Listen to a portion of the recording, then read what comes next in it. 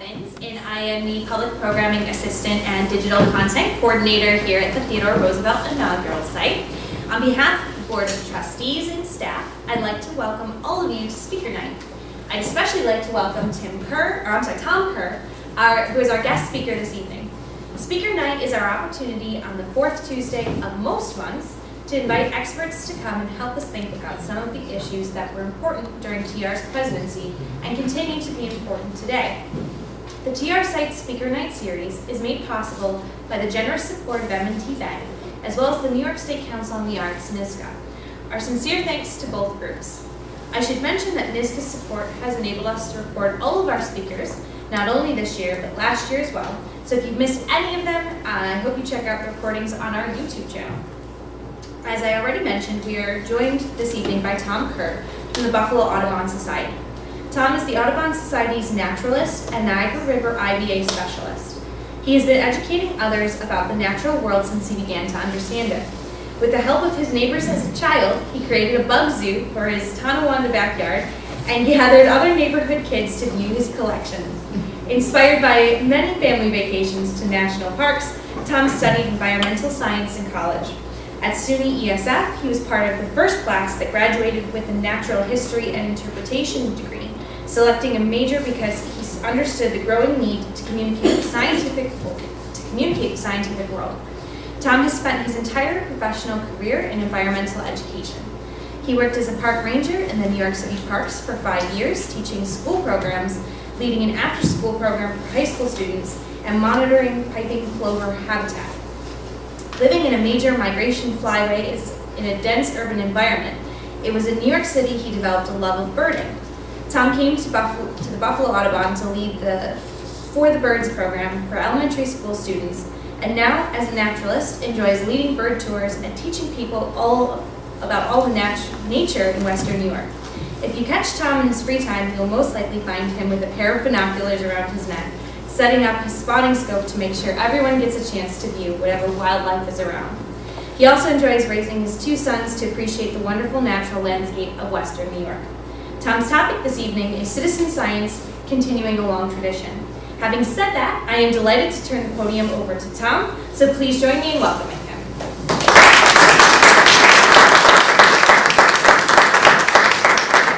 Thank you. I really like that intro because I had that write a biography for our website, and so I asked my wife to do it. That's why it sounds so great.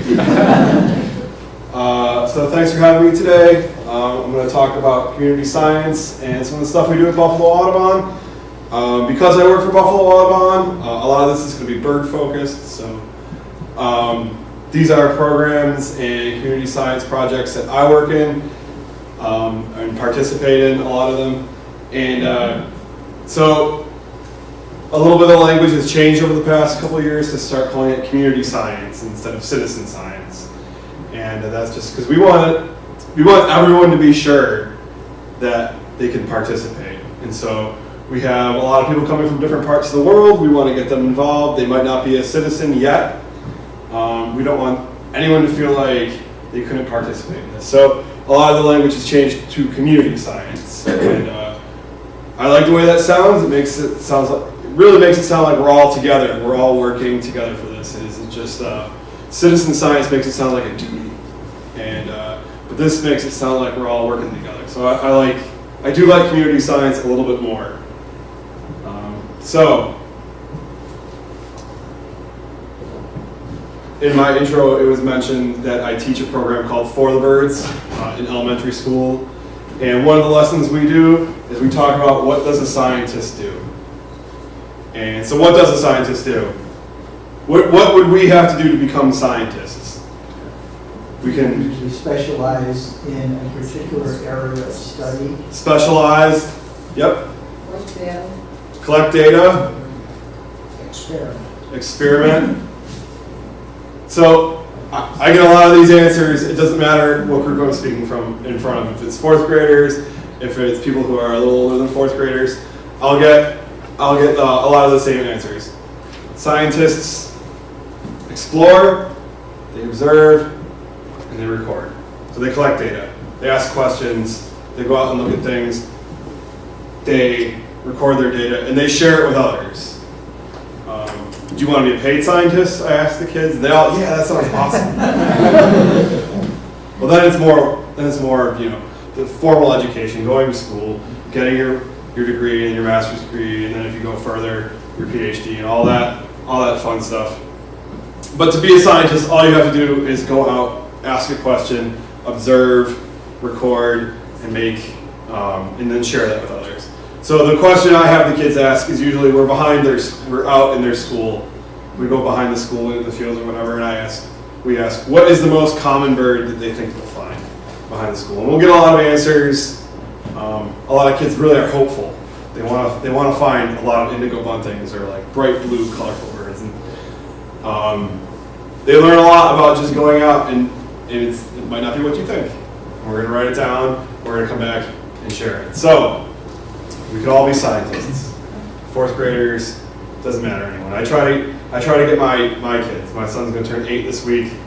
I try to get him to ask questions about nature. So Teddy Roosevelt, and I would think any person who likes nature and spends time out in nature he would be one of their favorite presidents. So I might be a little biased. He's one of my favorite presidents. This summer I went to Yosemite, and I wanted to have my picture taken in this spot, and you can kind of get to this spot, but there was the wildfires. So it just looked like you were looking over just a gray, foggy, smoky background.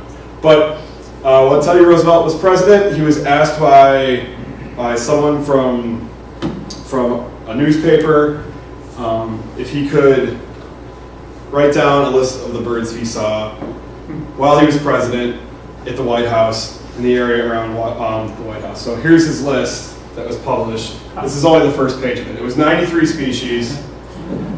And some of the names have kind of changed. Sparrowhawk, you might see this one here. Oop, what did I do? Wrong button. Sparrowhawk, right here, is a kestrel now. Screech owl is divided into 3 different species of screech owl in the United States. Kingfisher, sapsucker. So a lot of things have changed in the names. But he was still going out and finding these birds. And when I was reading about this list, he told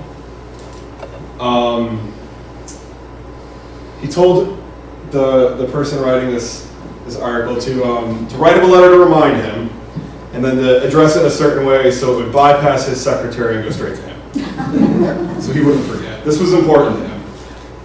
And that's, you have a lot of people, I think, who are really into birds, but in nature, but stuck doing something else, and really don't want to overlook that. So I never really heard about this until a few years ago. I think this kind of circulates every year around Christmas bird counts and other things when we're talking about birds. So some citizen science or community science projects that have been ongoing. We got to start with the first one, and it's the Christmas bird count. So Christmas bird count has been going on since 1900. So does anyone know the story behind the Christmas bird count? So before this, there was a tradition on Christmas, and I doubt everybody did this because I just can't see anyone having the time and money or space to do this. But instead, before Christmas dinner, they would all load their shotguns up, go outside, and shoot every single bird they saw, stuff them in a bag, bring them in the house, dump them on the table, and whoever shot the most birds won. A terrible tradition.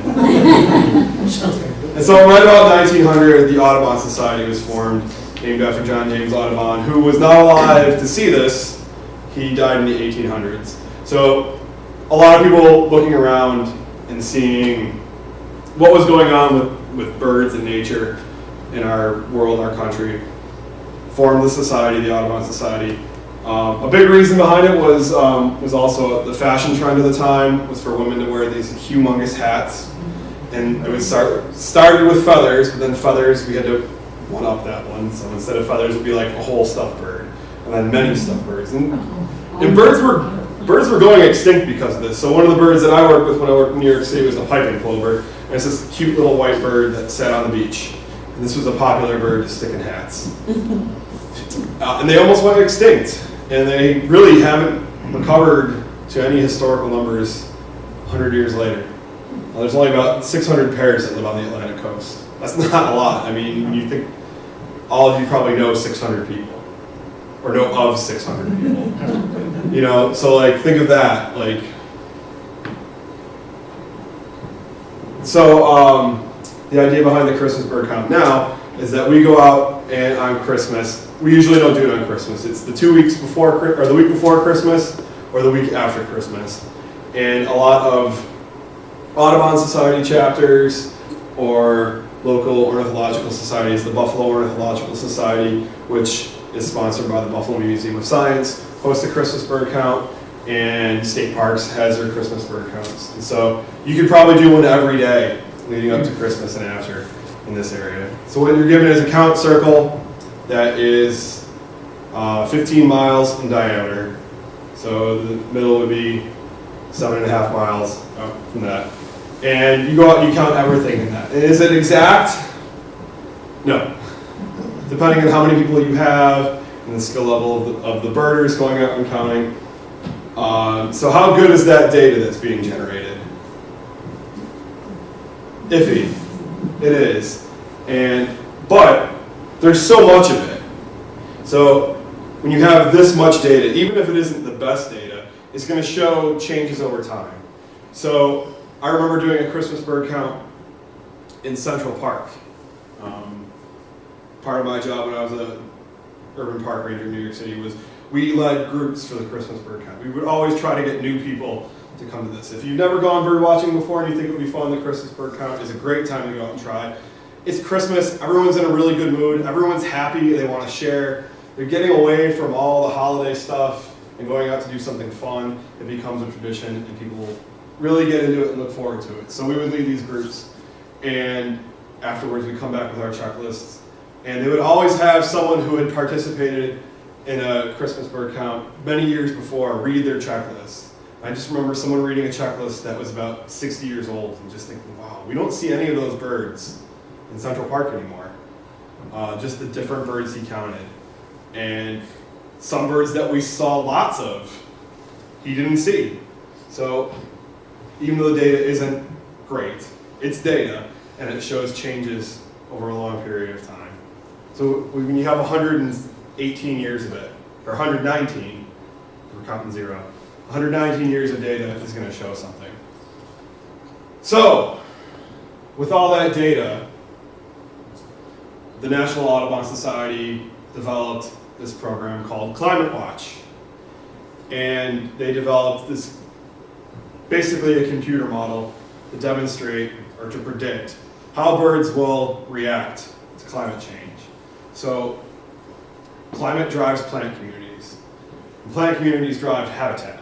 So if birds need a certain type of plant community for their habitat, and that's going to change with the climate, birds are either going to have to find that where that plant community is shifting to or adapt to a different one. And are they going to be able to do that? We don't really know how these birds are going to react to it. We can guess, and so to help us guess, we're going out, they're recruiting volunteers to go out in February for our area. Each area kind of gets a different bird. We get eastern bluebird. So in January and February, we go out and we count eastern bluebirds over a grid pattern. And everyone's given like a 10-kilometer grid. And you have to pick 12 points inside the grid. You go count bluebirds there. And the idea is you go back year after year and see if anything changed. Eastern bluebirds are adapting to climate by moving north. The climate is changing and they're moving north. This used to be a bird that was very common in New York State. It's our state bird. But a lot of things have changed since the early 1900s when they used to be common. I think they were declared our state bird in the 70s. A lot of farmland is being abandoned or developed, and they probably weren't historically a bird that was super common in New York until we came and changed everything, gave them open fields and farmland. So now, how are bluebirds reacting to it? They're spending more time here in the wintertime. Instead of migrating south, they're able to find food because plants that would grow their food, their winter food source, are growing here more frequently than they did 10, 20, 50 years ago.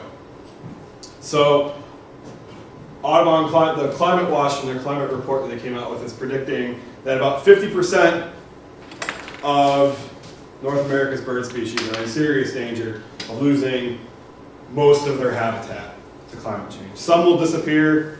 Some birds will their habitat's going to disappear completely. Canada warbler is one. It's a small little warbler. I think I have a picture of one on one of my sheets here. They might disappear. Common loon. Does anyone like to go camping in the Adirondacks? Yep, they don't breed there, but up in the Adirondacks they will. This will probably eliminate their breeding territory in the Adirondacks, and they'll be moving further north into Canada. So we've done this from Buffalo Audubon the past 4 years. The first year we did it was 2016. We had a good number of volunteers. Then in 2017, this timed up right after the inauguration of Donald Trump. We had more volunteers than I could manage. People wanted to get out and do what they could to help the environment. So we had lots of volunteers, and it's tough to keep that going. Everyone gets really excited to keep it going into the next year. So always looking for volunteers for this. The grid squares, it's all of our chapter territory. So one of the grid squares covers right here. Some grid squares find bluebirds and some don't. It was an interesting survey. The first year we did it, we found almost none, and then the next year, almost everyone found them. It has a lot to do with the weather of the day you go out to, but also that people thinking about doing it next year know where to find them. And so we'll do this a bunch of years and hopefully get some real good data. Next. Let me turn that off. For a bunch. Hummingbirds at home. This is another climate change related citizen science project. I have a sheet I'm going to hand out with all these. So hummingbirds, does anyone know this hummingbird? It's the only one we have in New York State. It's the ruby-throated hummingbird. And if you look back at Teddy Roosevelt's checklist, he only had hummingbird. I would imagine that in the late 1800s, early 1900s, that would have been enough, because the binoculars, if he had any, would have been not great. And he would have not had a good look at this bird. You would have just seen it. They don't let you get close. So probably didn't have hummingbird feeders back then either. You probably weren't mixing sugar water and hanging it up in a tree. That would have been interesting, who had the first hummingbird feeder. So hummingbirds, the ruby-throated hummingbird migrates. I don't know if anyone knows their migration. They basically all funnel down to the Mississippi Delta. And then when they're ready to go, when the weather's perfect and they've had enough to eat down there, they fly across the Gulf of Mexico. It's long. It's a long flight for this tiny bird that weighs less than a penny to go across open ocean. And for a long time, scientists did not believe they actually did it. They were seeing them leave, and they were seeing them arrive, and they just couldn't believe this tiny little bird flew across the ocean. They're coming up with some crazy theories, like they must be riding on the backs of gulls or something. Science has come a long way. But they do. And they do that forwards and backwards. When they get down to Mexico, the Yucatan, there's flowers there year-round providing them food. But up here, there are not flowers year-round. If hummingbirds start arriving today, they're going to be in trouble. If hummingbirds arrive a month from now, they're also going to be in trouble. They need to time it just right so that the flowers are blooming as they're coming up. The certain types of flowers that have evolved with hummingbirds. So hummingbirds are pollinating these flowers. They'll get pollen from up here on their forehead. Sometimes you might see hummingbirds flying around with yellow foreheads, and they're going off and pollinating other flowers. So these hummingbirds are arriving later in the flower. The flowers are blooming sooner now because the spring is arriving faster. And by the time the hummingbirds arrive, it can be too late for them. So hummingbirds at home is trying to catch the arrival times and predict the arrival times of these hummingbirds and the flowers they're feeding on when they arrive. So for hummingbirds at home, there's an app for your phone. You can also do it on your computer. And you would sit and you would watch a patch of a feeding area, your garden, a park, anything where they're feeding on flowers, and you would record what they're feeding on and what type of hummingbird it is. So it's really easy in New York. It's ruby-throated hummingbird.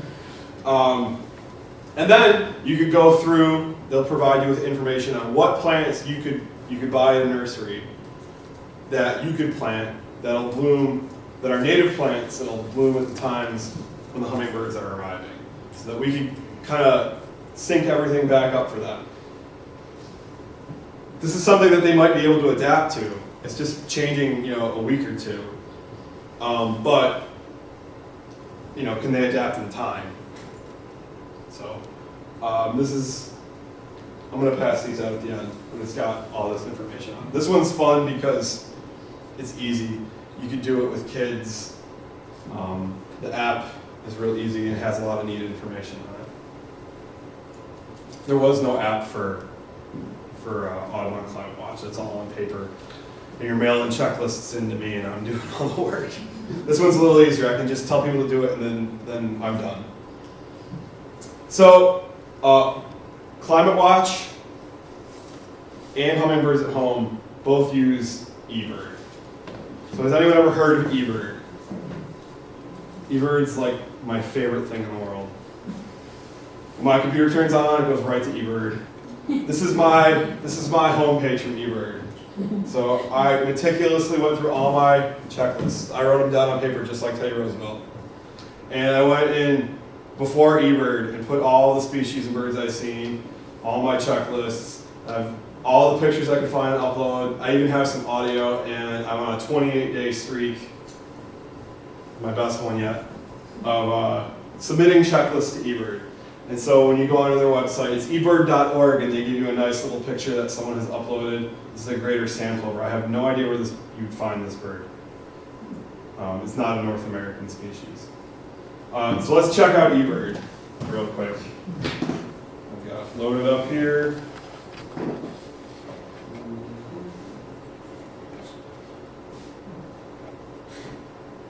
Here we go. I changed the picture since I made this slide this morning. So the idea behind Ebert is you're outside bird watching, and the scientists at the Cornell Lab of Ornithology want your data. They want to know what birds you saw, where you saw them, how long you were bird watching, and so you can do that. If you're writing a list down on paper in a notebook, you could come back to your computer and you would go submit. And it's going to ask you, where did you go bird watching? And you can scroll down. You know, all these are all the places that I've been. Or you can put it on a map. So let's put in Erie. Erie, New York, and it's going to show us a map. And so all these blue pins are places where I've submitted a checklist. So you can zoom in. Let's zoom in on Buffalo. The blue pins are mine. The red ones are what we call hotspots. That's basically where lots of people go bird watching. So I'm going to try to find, I keep zooming in. Let's find Delaware Park. Is there an Ebert hotspot for, doesn't look like it. There's one for, they're right out front here. I'm going to make an Ebert checklist out front. Teddy Roosevelt would appreciate it. So let's look at this one here. Nope. That is Delaware Park. Here is Forest Lawn Cemetery. And you would continue, and it's going to ask you a bunch of questions. So let's just say we were here today. Let's put the date. We walked. Let's say we did this at noon. I'm just going to delete this checklist. I'm not going to. And we went for 1 hour. And we'll say we walked half a mile. So I have a program at Forest Lawn Cemetery that we do with the SPCA every year. The director of the wildlife department comes out and walks with us. And how many people are here? I think I counted 19 of you, which is good because I have 20 of those. So we'll say that I'm 20. And we're gonna go for our walk. And what it's gonna do is it's gonna give us a checklist of all these birds that this program thinks we could have seen in basically Western New York on this day. This time. There's a lot of ones that you would not see at Forest Lawn Cemetery. How many gulls do you think we see really at Forest Lawn? You see some rainbow gulls flying over, but it puts them all there. Turkeys, yep, lots of swallows around the lake in the middle. So what people go to see is warblers, and it's giving us a real short list of warblers here. If we go back, if we put in a checklist for a week from now, this list would be much bigger. So we put everything in, we would put everything in, we would hit submit, and it would give us a summary of our checklist. So I'll show you what a completed checklist looks like.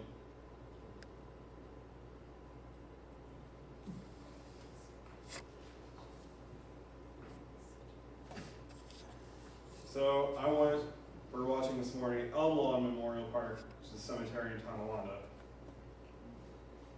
And this is what I saw. I saw a wood duck.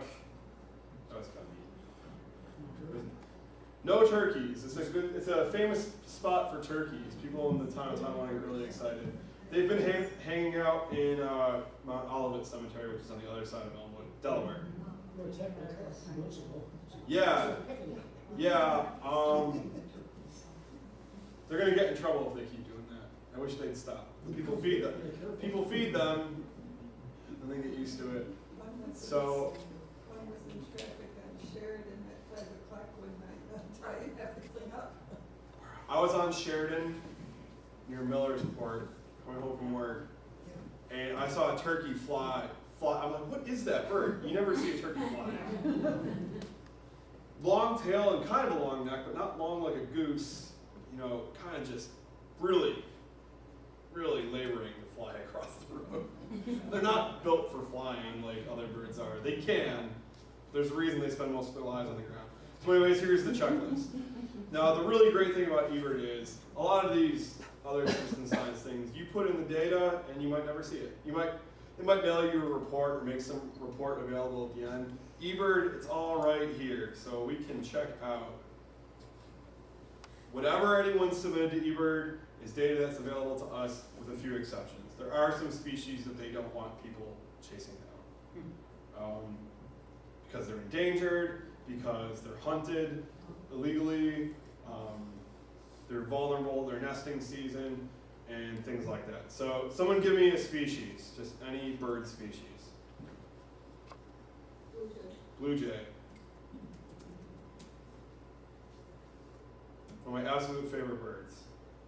So you put in blue jay, and it's going to give you this screen.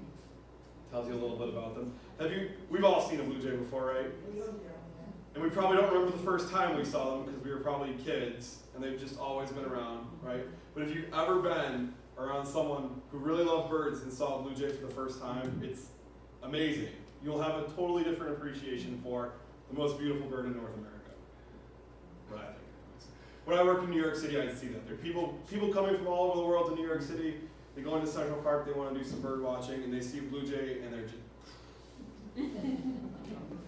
everything. They have everything that makes them just an amazing bird.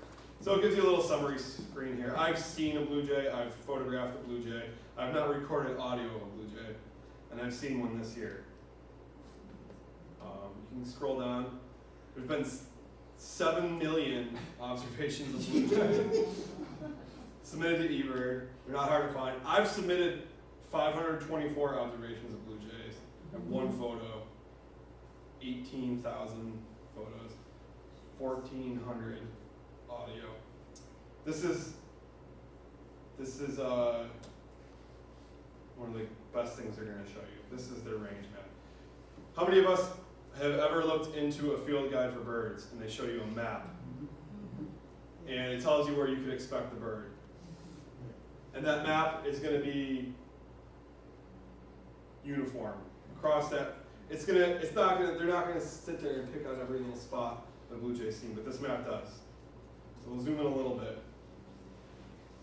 And so how this map works, here's the key down here. where it's dark purple, the darkest purple, so right over us here. That means 40 to 100% of all eBird checklists submitted in that area contain blue jays. And it goes to 0 to 2%. So if you're going up into Canada, where they don't, or out west, there's some haven't been seen, but they're more of an eastern bird. They're not really west of the Rockies, though they have wings and they can go wherever they want. So they're gonna go. So what we have is, someone give me a different bird, maybe one that's not so ubiquitous. Pileated woodpecker. Let's, I'm gonna get more obscure. Piping plover. So this is a bird that's special to me. I spent time monitoring their nests. Part of the reason the Audubon Society was started, because people were stuffing them in hats. So this one's going to be a little more scattered. Now, if you were drawing a field guide, the range of this bird, you might just color in all this and say uncommon. But they are seen along the Atlantic coast. They have to get from A to B, so they're flying across land. There are populations of them that nest in prairies. There is a small population of them on the Great Lakes, which we can zoom in on. So let's zoom in on the Great Lakes population.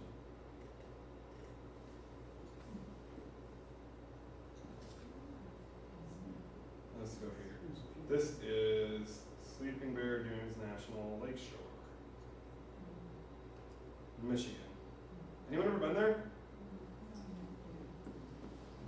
You would look out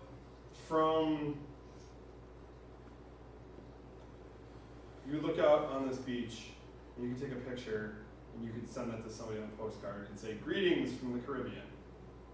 Lake Michigan at this park is beautiful." And you would swear, if you just saw a picture of it, you would never guess it's Lake Michigan. This is not what people think. Big sandy beaches, bright, sand dunes, bright blue water, just beautiful. Which peninsula? It's right here in, this is it right here. Lord, this one. This one. I don't know what they call it. I've been there. So here we go. We have, someone submitted a checklist on April 16th with a photograph. You can check out their checklist. Here we go. 2 males that nested here in 2018, first day back. So, let's remember this. This one is silver, green, orange, yellow. Are those bands in? Yep, they've been banded. Let's see my photos of piping plovers.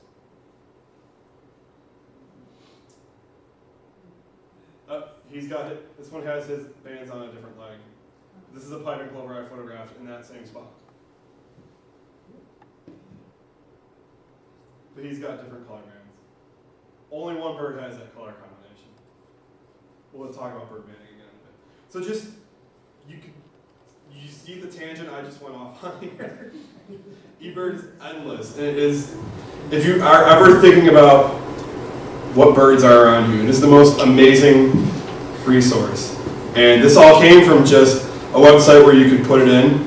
You would have to write it on paper, go home, or do it from memory, which they probably didn't want you to do.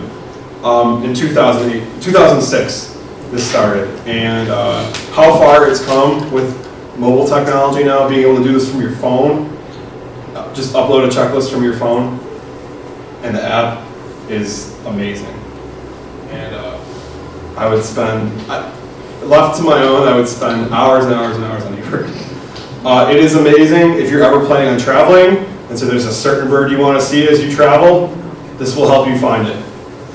This will bring you right to it. This will tell you someone who saw it the day before you want to go looking for it. So, a really great resource. I'm always using it to plan trips. We do trips. We're doing a trip to Texas, and every night we get back to the hotel, I'm going to be just sifting through eBird. What did people see today that maybe we want to go off and chase? So, anyways, let's look at one more. Let me explore. Let's just put in Erie County, New York, United States. 330 species have been seen in Erie County. Do we have all three around here in Erie County? Yes, yes. Joe Mitchell was here today. I know him. Nate Johnson was here today. I know him. Where was he? He was in Alden. So here is Melissa Fratello, my boss. She's our director. She was at TIFF yesterday. American Bittern was seen yesterday at TIFF.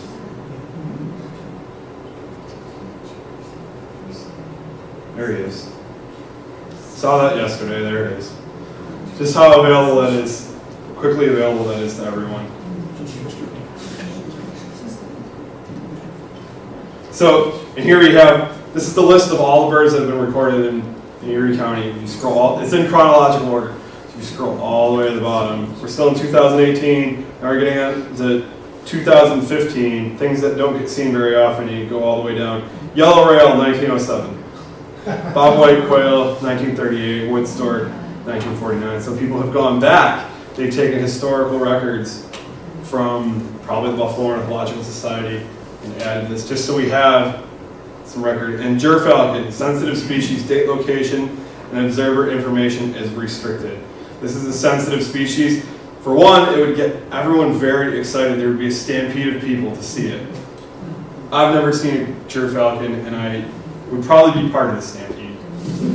If there's any bird that I haven't seen that I really want to see, it's a gerfalcon. It's the biggest falcon in the world. They're white, they're beautiful. But they are, unfortunately, worth a ton of money because they're used in falconry. And people catch them, they'll trap them, they'll ship them off to Saudi Arabia. For falconry is super popular and everyone's rich. So, yeah. American three-toed woodpecker. Was that on here? Yeah. I don't want to doubt Joe Grzybowski, but we get lots of reports of American three-toed woodpeckers that are just female downy woodpeckers. I'll show you what it looks like. You can see why there would be some confusion. They really do only have 3 toes. It's not a bird you're going to see around here. The male has a yellow patch on his head. And I saw one in Great Basin National Park. That's the only one I've ever seen, far away from Erie County. So let's, all sorts of stuff here. You could just go on forever. The hot spot map. So the redder it is, the more bird diversity there is.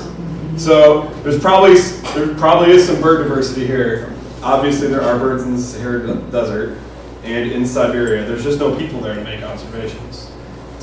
In the Himalayas, in India, lots of people in India, so lots of eBird observations. The United States is still the most popular country for eBird because we all have computers and phones and mobile phones and time. I love these that are like just this little dot out in the ocean. Anyways, I won't zoom in on any of these. The reddest hot spot in, so I will zoom in because you should see what it looks like when you get closer. So we'll go in on that.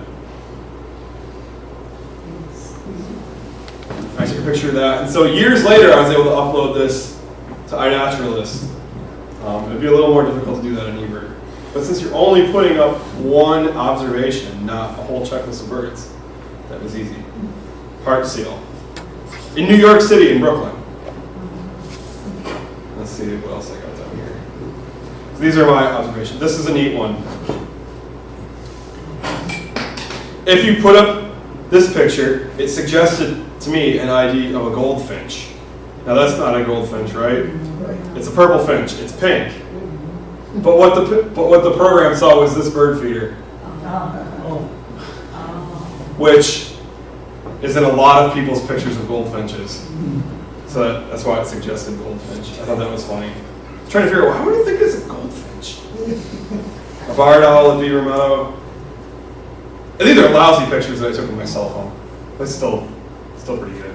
I took them with my cell phone I take them by holding up to my spotting scope or by binoculars and trying to It works. It gets the job done. Anything else really interesting?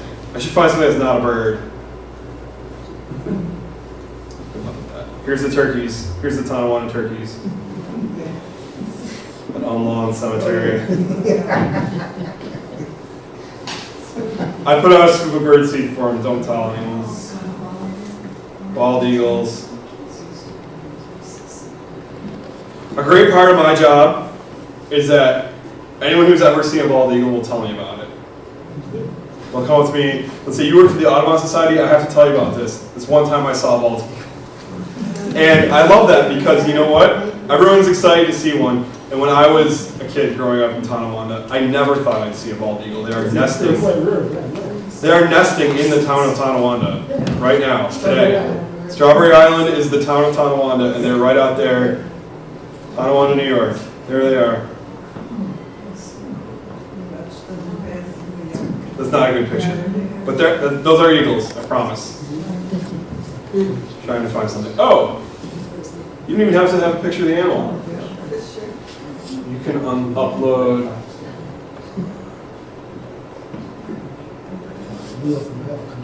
I know. There's a lot of people using this site. There it is. Footprints of a fisher. Tracks. Evidence of this animal that not easy to see. This was at Beaver Meadow. And I uploaded the footprints. I just want to find one thing that's not.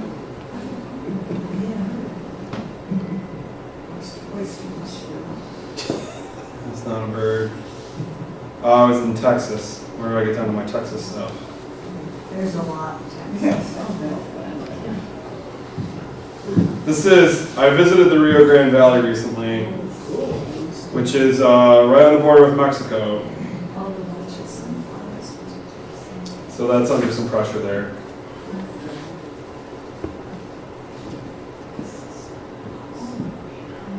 Oh, I know what I'll do.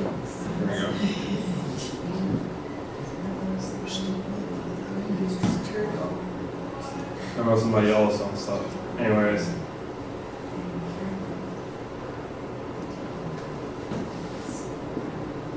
Good enough. Bison walking down the road in Yellowstone.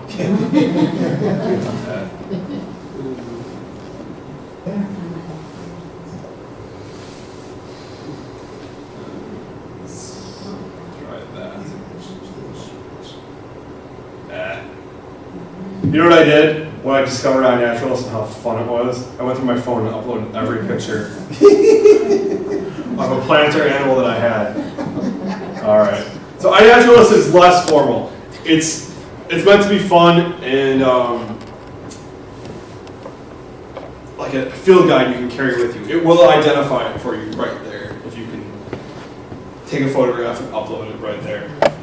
People do use this for research though, so you can set up a research project on iNaturalist for a certain group of animals or certain species, and anytime someone reports one, it'll come into you. So you can record every spot they were seen. This is a great tool. And like Ebert is accessible to everybody using it. That's the best part. That's why this is community science and not just citizen science, because it's available to everyone who wants to use it. And I want to start wrapping up here. So back to my PowerPoint. I don't want to go over my time. We don't mind. But I will. Then we'll have time for questions. All right. I'm not going to talk too much about this, because I could go on about this too. Journey North. This is a citizen science, community science project dealing with monarch butterflies. So has anyone recently read about monarch butterflies in the news the past few years? Yes. If you think back maybe 2-3 years ago, it sounded really bad. It sounded like monarch butterflies were gone. They were extinct and we'd never see them again. And we are nowhere near where we used to be with monarch butterflies, but people really got behind them. And it's really easy when you pick up a newspaper or you start reading online all the stuff people post on Facebook about nature, of how bad it looks. Monarch butterflies in the past 5 years have really rebounded. And it is because of people planting milkweed and bringing caterpillars into a safe place and raising them and then releasing them when they hatch. So the way monarch butterflies work, if you don't know, they hatch, or they overwinter in Mexico. and on a few mountaintops. Millions of them just go to these couple mountaintops. And then when spring comes, they leave, they go to Texas, they lay eggs and die. And then the next generation grows up, they eat their milkweed, they fly to the Midwest, or the prairie states, lay eggs and die. And those get up to the Northeast Canada, lay eggs and die. Those eggs that hatch are the super generation, the ones we have here, are the ones that fly back to Mexico. And they stay in Mexico. So they go through this cycle. If anywhere that cycle is interrupted, you can really hurt their population. So the real cause of this is biodiesel, biofuels, or ethanol, where they're using corn to produce fuel. And that has made corn so valuable that farmers will plant it on every square inch of habitat they have, or property they have, and they will just spray it with, it's not Roundup, it's made by the company that makes Roundup. That kills everything but corn. This pesticide kills every plant but corn. And so it runs off into the ditches and kills all the milkweed, and the caterpillars have nothing left. People are still doing that. They're not going to stop doing that. The farmers are going to do what they're going to do, and the companies who make the pesticides are going to still do that. But people planting milkweed in their yards and parks. There's a golf course. I don't golf very often, and golf courses are full of pesticides and water issues. But if my family invites me golfing, I'll go. And it's one golf course in North Tonawanda. Every fairway is just lined with milkweed. It's just nothing but milkweed. I was so amazed by it. And so thankful that somebody decided, like, we have this land, we could do some good with it. Let's help Monarch Butterflies. But milkweed's an amazing plant that supports so many different insects. Just look at a milkweed plant someday and just see how many insects are on it. There are very few plants that are as important as insects as milkweed. So it's people caring and knowing and educating themselves about this. So whenever I'm down on people and the environment and what we're doing to this planet, I just think, all right, in a few years, people were able to turn around this problem with monarchs. You can't solve every problem yourself, but you can solve one of them, and that's what people did. So I would do summer camp with kids, and one year we found no monarch butterflies. Last year I had to tell the kids to stop bringing them to me. Just let them stay out in the field, they're fine. Because we had too many inside, and we couldn't keep track of them all. They'd leave their milkweed plant and go up on the ceiling and make a chrysalis. And then we'd have to watch it. We set up video cameras on them, to watch them go into their crystals and come out. It was amazing. So, all right. So we have some projects at Buffalo Audubon where we get grants to do research, and we're always looking for volunteers for that because we have 7 full-time staff members, 6 full-time staff members, and 1 part-time groundskeeper. And we need volunteers to help us with the projects that we do. So we have this grant to do habitat restoration at Buckhorn Island State Park on Grand Island. So if you don't recognize this is the Grand Island Bridge going from Grand Island to Niagara Falls. This is Grass Island, and this is Navy Island here. Bald Eagle Nest right about here. So what we're doing 2 projects here with the habitat restoration. We are doing songbird monitoring. So what we do is we send teams of 2 out, we walk these transect lines, and we count every bird we see in here. Compare them to what we observed before the restoration so we can see how it's going. So we have all these non-native plants that are not food for insects because the insects don't recognize them. The insect-eating birds aren't using this habitat because there isn't as much food for them. So we go plant native plants. Now the insects will come back because they eat these plants. And the birds that eat them will come back too. This is a black-throated green warbler. Yeah, that's a hawthorn. That's a hawthorn. Yep. And we're doing a marsh bird monitoring project. We haven't started that yet. It's going to be difficult because we're right next to the 190 here, in these marshes here. So we're right next to the 190. So we'll hear. trucks going by when we're trying to listen to these birds. It's an American bittern. They're doing marsh restoration. They're clearing out the non-native plant species and encouraging native species to grow, and we're going to go in and look for those species. So, in the last project we've had this bird banding survey going on for 13 years at Beaver Meadow, and it's all done by volunteers. And there's the two I've gone to the training for this in Rochester at Braddock Bay for bird banding. Learn how to catch them, pull them out of the nets, put a band on them, ID them, age them to figure out how old they are, which is not as tough as it sounds. You can just look at how their feathers have molted and what new ones have grown in, and get a good idea if they're a bird that it's easy to tell if a bird hatched this year. They look it. And if they're a bird that hatched last year, they have a mix of old and new feathers. And if they're an adult, they have all nice, perfect blue feathers like this indigo bunting. And all velvety black, like this yellow-bellied sapsucker that hammered holes in my finger. We always, every summer, we open our bird banding site to the public so you can come and take a look and see all these birds close up, which is, I think, really important to see and just feel them even. Bill, who runs this project, he'll always, if there's kids, he'll always take a bird and put it right up to their ear so they can hear the heartbeat. And I had a parrot when I was a kid. I thought he was always shivering. That's just like his heart going, like a motor, like constantly. It just feels like the bird's like buzzing. So that's it. That's what's going on. Those are our community science projects, Buffalo Audubon, and online, what we're doing, what I do. So, thank you.